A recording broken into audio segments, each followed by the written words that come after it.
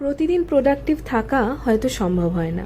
যেমন আমার গত দুদিন ধরে একেবারেই দিনগুলো প্রোডাক্টিভ কাটছিল না। কিছুই যেন করতে ইচ্ছা করছে না। নিজের টুকটাক যা কাজ আছে সবেতেই যেন ফাঁকি মারতে ইচ্ছা করছিল। আজ আবার একটু গা ঝাড়া দিয়ে উঠেছি। তবে আজ দুপুরবেলা একটু ঘুমিয়ে পড়েছিলাম।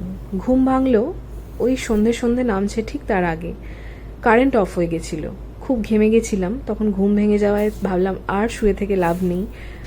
তাই গা ঝাড়া দিয়ে উঠে পড়ে ঘরের কাজ করতে শুরু করলাম। অনেকদিন চাদরটা পাল্টানো হয়নি, তাই ভাবলাম আজ চাদরটা একটু পাল্টে ফেলি। আমার আবার একটু ঘন ঘন বিছানার চাদর পাল্টানোর স্বভাব আছে। এমনকি গায়ে যে চাদরটা ঢাকা দিই সেটাও আমি সপ্তাহে একবার হলে অন্তত চেঞ্জ করি। আমার মনে হয় এতে হাইজিনটা মেনটেন হয়। আচ্ছা, তোমাদেরও কি কারোর এরকম হয়? জানিও কমেন্টসে।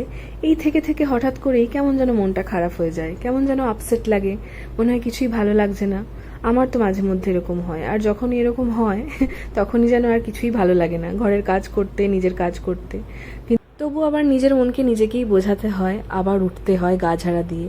নিজের কাজ তো নিজেকেই করতে হবে, সেগুলো তো আর অন্য কারোর ভরসায় ছেড়ে দেওয়া যায় না, আর অন্য কেউ সবসময় পাশে থাকেও না।